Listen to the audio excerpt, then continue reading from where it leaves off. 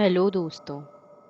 आज हम एक ऐसी कहानी सुनने जा रहे हैं जिसे सुन के आप निशब्द हो जाएंगे और सोचेंगे भी कि क्या ऐसा हो सकता है। इस कहानी के किरदार हैं सौरभ, 32 साल के एक एडवेंचरस फोटोग्राफर जो तर्कों पर भरोसा करते हैं। उनकी पत्नी रिया, जिसे पुरानी कहानियां और पैरानॉर्मल चीजों में दिलचस्पी है। चिराग, उनका बेटा, जो थोड़ा डरा हुआ तो रहता है पर जिज्ञासु भी है। लल्लन, गांव का गाइड, जो उन्हें चेतावनी देता है कि सूरज ढलने के बाद जंगल की ओर देखना भी मत। क्या आपने कभी सोचा है कि इंडिया का सबसे डरावना जंगल कौन सा है? जब लोग वहां कैंपिंग पर जाते हैं तो क्या होता है? और सबसे जरूरी सवाल, आधी रात को वहां से एक ऐसी चीख की आवाज क्यों आती है जो आपकी आत्मा को भी कपा दे? ज्यादातर लोग इसे हवा का शोर या किसी जानवर की आवाज मानकर अनदेखा कर देते हैं। लेकिन क्या हो अगर आपको पता चले कि वो आवाज किसी गले से नहीं बल्कि किसी ऐसी चीज की आ रही है जिसका इस दुनिया से कोई ताल्लुक ही नहीं है। यूपी के तराई क्षेत्र का एक घना जंगल। शाम हो रही है। सौरभ की एसयूवी एक ऊबड़ खाबड़ रास्ते पर चल रही है। बाहर घना कोहरा है। ऊंचे ऊंचे साल और सागौन के पेड़ ऐसे लग रहे हैं जैसे हाथ फैलाकर रास्ता रोक रहे हों। सौरभ बोलता है, रिया, देखो तो, असली एडवेंचर है यही। शहर की शोर से दूर, शांति में। रिया चिंता में बोलती है, लल्लन ने कहा था कि हमें 5 बजे से पहले कैंप साइट पर पहुंच जाना चाहिए। अब देखो 6 बज रहे हैं और ये जंगल कुछ ज्यादा ही शांत है और कितना घना होता जा रहा है। चिराग बोलता है, जो कि पीछे की सीट पे बेपरवाह बैठा हुआ है, पापा, क्या यहाँ सच में भूत रहते हैं? सौरभ बोलता है, बेटा, ये तुम अपनी मम्मी की कहानियों को मत सुना करो। भूत सिर्फ कहानियों में ही होते हैं। असली डर तो मोबाइल नेटवर्क ना होने का है, और दूसरा तुम्हारी मम्मी से। सौरभ आगे कुछ बोलता उससे पहले अचानक से कार का टायर एक गहरे गड्ढे में फंस जाता है और गाड़ी में जोरदार आवाज होती है। प्रिया बोलती है, ओ माय गॉड गौरव, ये क्या हुआ एकदम से? आई होप गाड़ी सही है। चिराग, बेटा, are you all right? Saurabh बोलता है, अरे सब ठीक है बाबा, इतना घबराओ मत। इट्स जस्ट दैट कि मुझे ये कोई गड्ढा दिखा नहीं, मिस हो गया होगा मुझसे बात करते करते। नो वरीज, मैं देखता हूं। सौरभ कोशिश करता है। सौरभ की कोशिशों के बाद भी गाड़ी का टायर गड्ढे से निकलता नहीं है। अब तीनों को थोड़ा झटका लगता है और हंसी मजाक का माहौल थोड़ा टेंस हो जाता है। सौरभ बोलता है, मुझे नीचे उतरकर देखना पड़ेगा प्रिया। क्या नाटक है यार। प्रिया बोलती है, यार सौरभ, जंगल के बीचों बीच और शाम पड़े नीचे उतरना बिल्कुल भी सेफ नहीं है। सौरभ बोलता है, प्रिया स्टॉप इट यार प्लीज, देखना पड़ेगा, नहीं तो यहीं बैठने का इरादा है क्या? अब वो कार से नीचे उतरता है।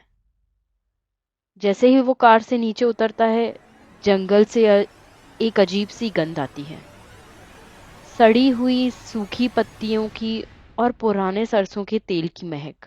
सौरभ बोलता है, छी, ये गंध कैसी है? जैसे किसी पुरानी कोठरी में सरसों का तेल जल रहा हो। प्रिया भी कार से उतरती है। शाम होने के कारण ज्यादा दूर तक का तो नहीं दिख रहा था, पर तभी उन्हें पेड़ों के बीच से एक पुरानी हवेली का ढांचा दिखता है। वह ईंटों और काले पड़ चुके पत्थरों की बनी है। हवेली के ऊंचे बुर्ज पर एक पीला बल्ब टिमटिमा रहा है। रिया बोलती है, सौरभ देखो, इस जंगल के बीचों बीच एक हवेली है और वहां बिजली भी है। ये कैसे हो सकता है? यहाँ भी कोई रहता होगा क्या? सौरभ बोलता है, आजकल सबका जुगाड़ होता है। अब रात के 10 बज चुके थे। वो लोग कैंप साइट तक पहुंच गए थे। जंगल में ठंड बहुत ज्यादा बढ़ गई थी। हवेली से कुछ ही दूर पर उन्होंने अपना कैंप लगा लिया। आग जल रही थी, लेकिन कोहरा इतना घना है कि आग की रोशनी बस कुछ फीट तक ही जा रही है। सौरभ कैमरा सेट करते हुए रात के नज़ारे बहुत कमाल के होंगे बोलता है। पायल की आवाज आती है, एक बहुत ही धीमी लयबद्ध पायल की आवाज। रिया रिया बोलती है, सौरभ तुमने सुना? पायल की आवाज। सौरभ बोलता है, अरे कोई जंगली जानवर होगा, सूखी पत्तियों पर चल रहा होगा तो कुछ ऐसी आवाज आ गई।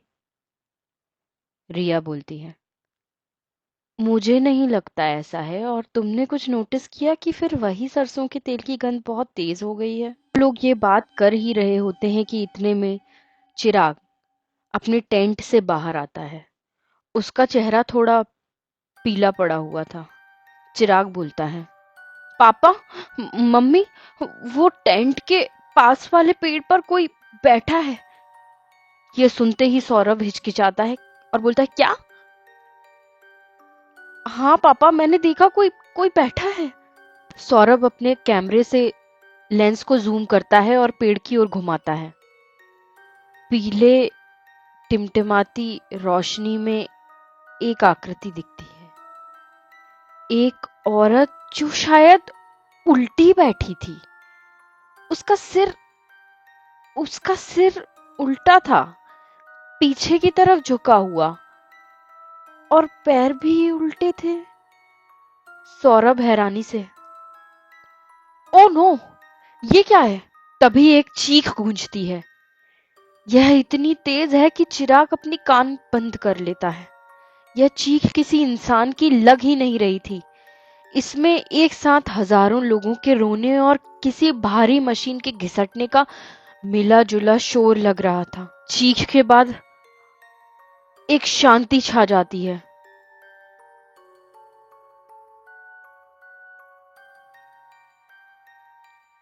पर ऐसी विभत्स दृश्य देखकर सौरभ और रिया जल्दी से चिराग को गोदी में उठाकर डर के मारे कार की तरफ भागते हैं। लेकिन लेकिन कार तो स्टार्ट ही नहीं हो रही है। सौरभ, जल्दी करो, प्लीज जल्दी करो। चिराग भी अपने माता पिता को ऐसा देखकर रोने लग जाता है। उसे समझ नहीं आता है कि हो क्या रहा है। जोरदार हवा चलती है। वो लोग कार के शीशे लगाते हैं, मुश्किल से। उसी क्षण कार का रेडियो अपने आप बजने लगता है। पहले आवाज आती है जैसे कोई कुछ बोल रहा हो। दूसरी आवाज में वो और क्लियर हो जाती है, और और वो आवाज होती है कि मुझसे बचकर कहाँ जाओगे। वो लोग कार खोलकर बाहर बाहर भागते हैं।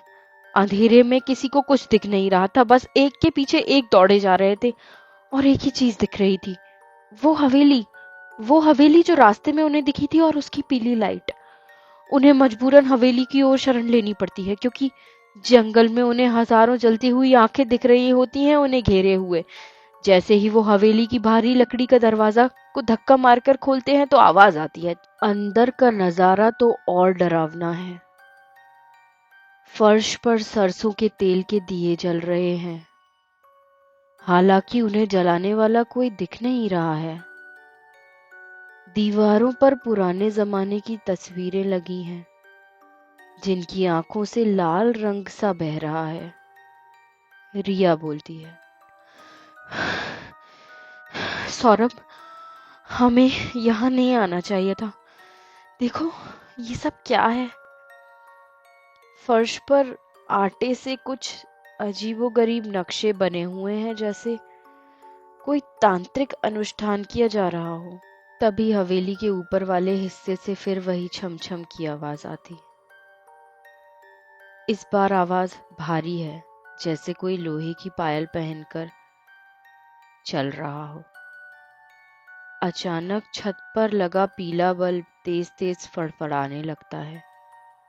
रोशनी में एक साया दीवार पर उभरता है, एक बहुत लंबी परछाई जिसके पीछे उसके हाथ जमीन तक लटके हुए हैं। सौरभ कपकपाती आवाज में, कौन कौन है वहां? जवाब में सिर्फ एक धीमी सी सुबकन सुनाई देती है। फिर एक आवाज आती है जो सौरभ को अपनी माँ जैसी लगती है, लेकिन लहजा बिल्कुल अजनबी होता है। आवाज आती है कि बेटा, तेल खत्म हो गया है और दिया बुझने वाला है। सौरभ डर के मारे पीछे मुड़ता है। वहां कोई नहीं है, लेकिन उसके जूते के पास सरसों का तेल फैला हुआ है। अब वो लोग भागने की कोशिश करते हैं। पीछे से वही भयानक चीख फिर से आती है।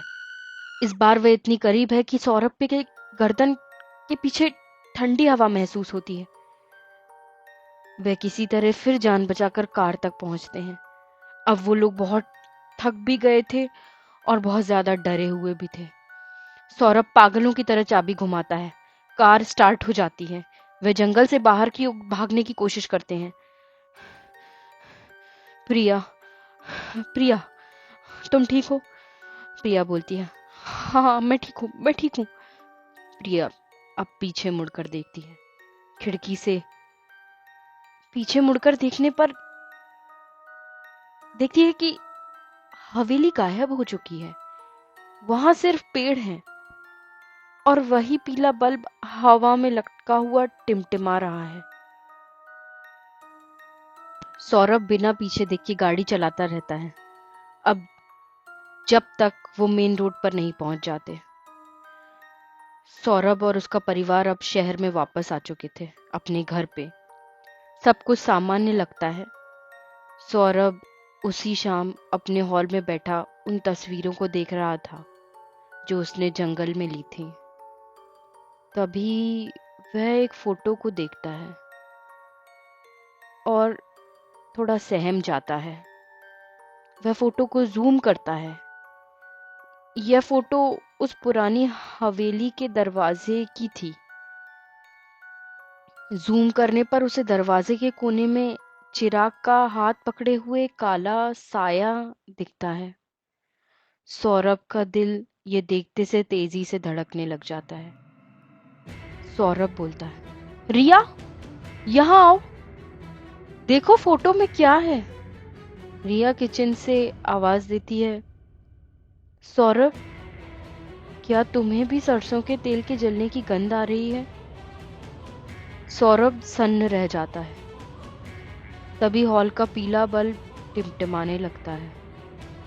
दोनों बल्ब की तरफ देखते हैं कि अचानक चिराग के कमरे से वही भयानक चीख गूंजती है। वही गैर इंसानी शोर आता है। सौरभ चिराग के कमरे की तरफ भागता है। जैसे ही वह दरवाजा खोलता है, कमरे के फर्श पर सरसों के तेल से सने पैरों के निशान होते हैं। देखते हैं जो खिड़की से बाहर से आए तो हैं, लेकिन सीधा समीर के बिस्तर के नीचे जा रहे हैं। अंधेरे कोने से एक धीमी पायल की आवाज आती।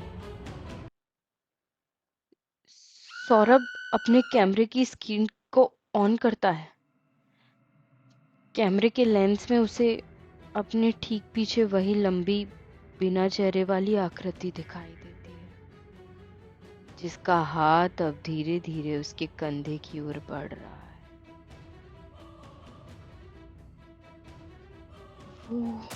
वो मेरे साथ ही वापस आ गई।